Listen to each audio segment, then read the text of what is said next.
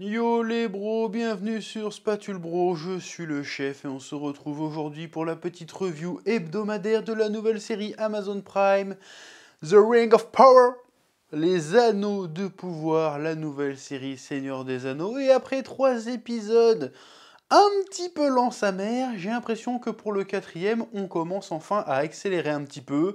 On est sur un épisode très dense où il se passe pas mal de choses, mais les différentes intrigues avancent. Bon, il y a certaines qui avancent un peu bizarrement, mais ça avance et ça fait plaisir. Oui. Tu vois ce que je veux dire? C'est débile. Calmos les amis. Ah, j'aime bien ça. Ça, c'est bon. C'est la manière la plus stylée de voler. C'est pas la Superman avec les bras devant, on s'en bat les couilles de ça. Il fait oh. Et en fait, il est éclaté comme film.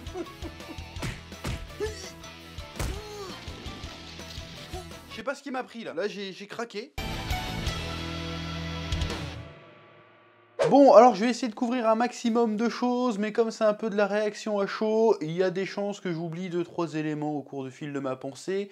Comme d'habitude, je précise, hein, voilà. Bon, alors première chose, c'est que bon, l'histoire à Numénor, elle avance, mais elle avance de manière bizarre. J'ai l'impression que c'est pas logique ce qui s'y passe.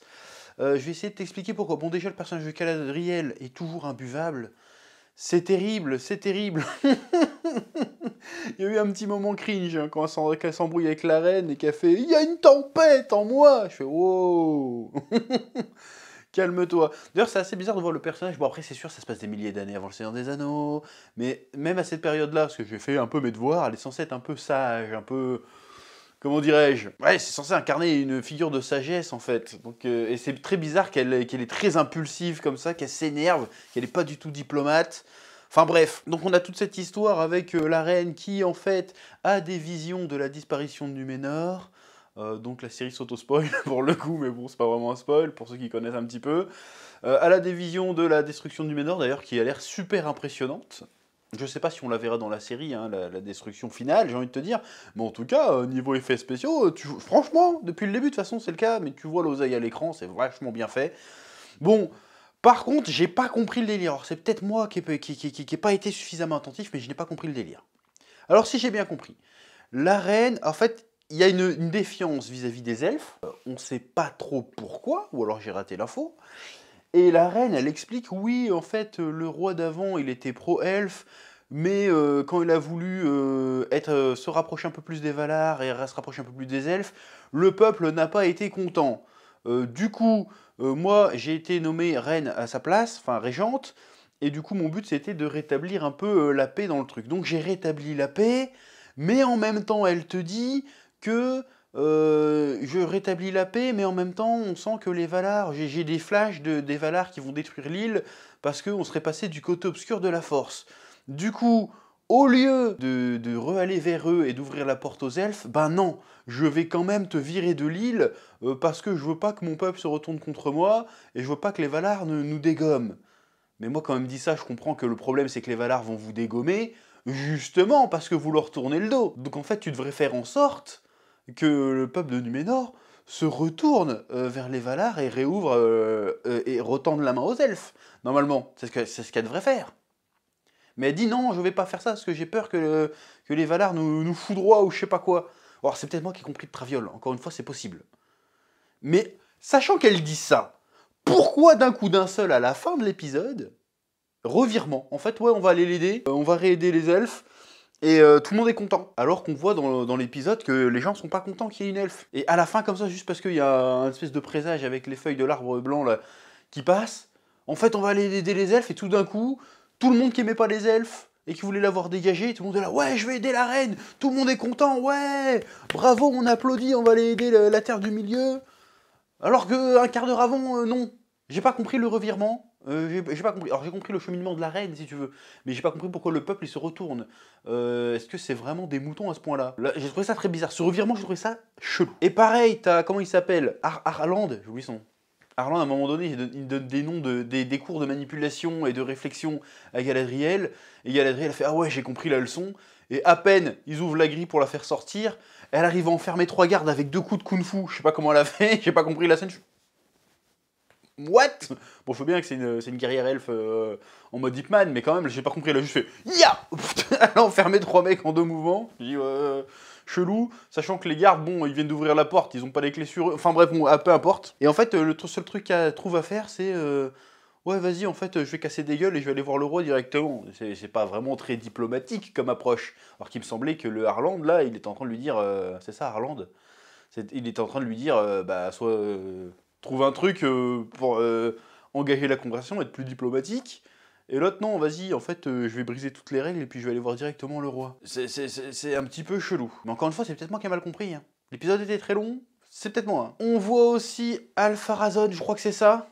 L'espèce de chancelier, gouverneur, je sais pas trop ce qu'il fait. Conseiller, qu'est-ce que c'est par rapport à la reine qui exerce un peu ses talents d'orateur et de fin politique en retournant la foule, parce qu'il y a le mec qui a essayé de racketter Harland, j'espère que c'est vraiment Harland qui s'appelle, sinon je me tape la honte encore une fois, qui fait « Oui, les ouvriers elfes nous volent notre travail, en plus ils dorment pas. » Ah bon? En plus ils dorment pas, en plus ils vieillissent pas, en plus ils se fatiguent pas, en plus voilà. Mais de quoi ils parlent?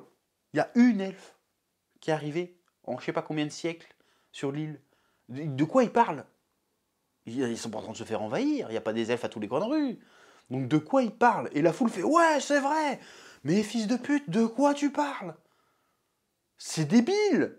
Et encore une fois, le Alpharazon, il arrive, il fait « Attends, vous avez cru qu'on allait avoir peur d'une seule elfe ?» Et puis tout d'un coup, la foule, elle se retourne contre lui, genre « Ouais !» Et Numénor, c'est censé être des humains plus. Sont censés avoir un peu plus évolué, un peu plus d'éducation, un peu plus de QI. Tu peux pas les retourner comme ça, en 2 coups de cuillère à peau.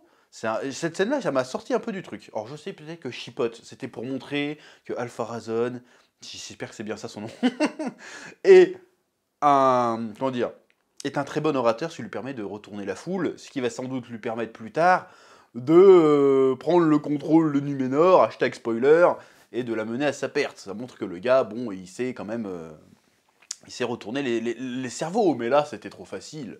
Là, c'était un peu trop fastoche pour le coup quand même. Puis surtout, de quoi il parlait, le gars qui fait genre « Ouais, ils vont nous voler notre travail. Il y a une elfe, qu'est-ce que tu racontes ?» Et nous avons aussi un retour sur les nains, et là, pareil, j'ai pas compris. J'ai pas compris. Enfin, j'ai compris ce qui s'est passé, mais j'ai pas compris pourquoi ça se passe. Qu'est-ce qu'Elrond en a à foutre que son pote a ses propres projets sur le côté? J'ai pas compris pourquoi il enquête sur son pote qui veut pas lui dire sur quoi il bosse. Qu'est-ce que ça peut lui foutre? À la base, Elrond n'était pas là pour ça. À la base, Elrond, il était là pour convaincre les nains d'aider Celebrimbor à construire sa tour de forge. Apparemment, ils ont accepté, le chantier a commencé. Qu'est-ce que ça peut bien lui foutre que son pote, il continue à s'occuper de ses conneries de son royaume, en fait? Pourquoi il a besoin de savoir? Je n'ai pas compris pourquoi il a besoin de savoir ça. En quoi ça le regarde? En quoi ça le concerne? Qu'est-ce que ça peut bien lui foutre?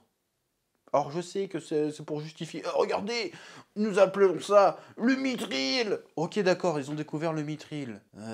Certainement, ils vont justifier ça. Oui, on continue à creuser pour trouver du mithril, et c'est là qu'on va tomber à force de creuser, on va certainement tomber sur le balrog à un moment donné, et ça va foutre la merde.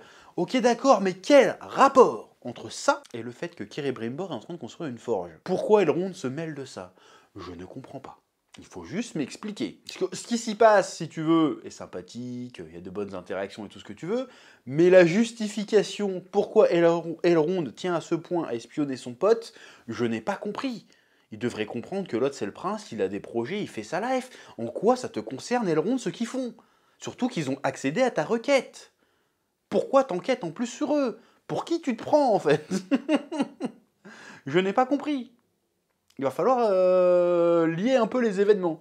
Alors Elrond en profite pour parler un peu de son père à un moment donné et expliquer un peu la genèse d'où qu'il vient, que son père c'était Elendil, un truc comme ça. Son père était un humain qui avait fait le voyage, qui avait osé tenter le voyage de la Terre du Milieu jusqu'au Valar, sachant que c'était plus ou moins interdit d'y aller, pour les supplier de venir de les aider à foutre une branlée à Morgoth.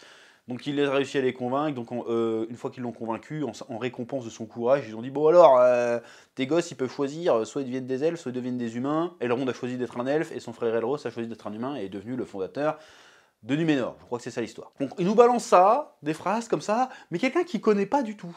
Ça parle chinois en fait, il est là, ouais d'accord, il parle de son père, et alors en fait, tu vois ce que je veux dire? Donc c'est très bizarre cette série, c'est qu'en même temps ça se détache Ça essaye de se détacher à fond du lore de Tolkien, mais en même temps, ça te fait des références. Des références que tu ne peux avoir que si tu connais déjà, en fait. Parce que vous prenez pas le temps de les expliciter, ces références. Bah après, c'est peut-être fait exprès pour qu'au fur et à mesure, les gens qui connaissent pas, à force de creuser dans la série, finissent par comprendre. Mais dans ce cas-là, il faudrait quand même donner des clés de base. Au moins un point de départ. Là, c'est vraiment, ça part limite en énigme. Si je connaissais pas un petit peu l'univers, j'aurais rien capté, en fait. Bref, je me rends compte que depuis tout à l'heure, je suis en train un peu de bitcher sur l'épisode. Mais en réalité, il était quand même, j'ai trouvé, bien meilleur que les 3 premiers, dans le sens où ça avançait vraiment, il se passait des choses, c'était un peu moins contemplatif, c'était un peu plus bavard, un peu plus loquace, il se passait plus de choses, et les différentes intrigues avaient l'air d'avancer. Bon, il y a toujours cette histoire avec les hobbits, mais en fait, quand tu te rends compte que t'enlèves la partie hobbit de l'épisode, eh ben c'est beaucoup plus fluide, hein, parce que la partie hobbit, elle est vraiment... Bon, c'est fait exprès parce que c'est très détaché, c'est vraiment très à part, mais si toutes les parties sont à part, si tu veux. Mais t'as l'impression que ça suit le même fil rouge, si tu veux. La partie avec Arondir et la partie avec Galadriel, les enjeux sont les mêmes. Tu te demandes encore qu'est-ce que viennent foutre les hobbits dans l'histoire. Bon, si c'est Sauron, pour le coup, ça s'explique finalement aussi, tu me diras. Mais ça, c'est beaucoup trop... En fait, d'un côté, t'as des vrais trucs, des vraies préoccupations assez graves qui se passent, et de l'autre côté, t'as les hobbits dans la forêt qui font ouloulou, ouloulou, on est dans la forêt, on est un peu enfantin, on se fait un peu chier. Mais enfin bref, un épisode sympa, un épisode qui avance, mais à part, quand même au final, à part essayer d'alimenter les différentes théories, tout ça, en termes de péripéties finalement, il se passe pas énormément de choses non plus. Après je dis pas qu'il faut que ça soit speed, hein, on entend bien ce que je veux dire, parce que dans cet épisode, ça avance, il se passe des choses, hein, on est plus dans des situations complètement bloquées, on sent qu'il y a plus ou moins une bataille qui va pas tarder à arriver et que les humains vont être un peu dans la merde. Galadriel va pas tarder à revenir en Terre du Milieu, donc il va se passer des choses intéressantes. Bon, j'ai l'impression qu'on est à la fin de l'introduction, en fait. On semble à la fin de l'introduction, les personnages ont été plus ou moins posés, les enjeux aussi. Bon, maintenant, place à l'aventure, place à l'action. Je dis pas ça pour être un bandeur de bataille, c'est pas ça que je suis en train de te dire, mais place au déroulement. Hein. Les enjeux ont été posés, maintenant on peut raconter vraiment ce qu'on a envie de raconter. Donc, on est à la mi-saison, et j'ai envie de dire, pourquoi pas. Pour l'instant, en vrai, à part le visuel, encore une fois, pour l'instant, c'est pas incroyablement incroyable. Je suis pas scotché à mon fauteuil, hormis pour le visuel est incroyable, on va pas se mentir. Mais pour l'instant, on a encore un peu de mal à rentrer dans l'histoire. Là, je commence à rentrer dedans, avec cet épisode, on va dire. Donc, vivement les prochains, et en espérant que la semaine prochaine, ou dans 2 semaines, j'arrive en clapant des mains, comme ça, genre, incroyable, j'ai pris une claque. Tu ris, je ne demande que ça. Parce que moi, j'aime les bonnes histoires, j'aime les bonnes séries. Donc je ne souhaite que ce soit une réussite, ce Ring of Power. Bref, c'est à peu près tout ce que j'ai à dire pour cette fois-ci. Petit pouce bleu, abonnement, et puis je te dis à très bientôt pour de nouvelles aventures sur Spatule Bro. Que la passion te guide. Oui.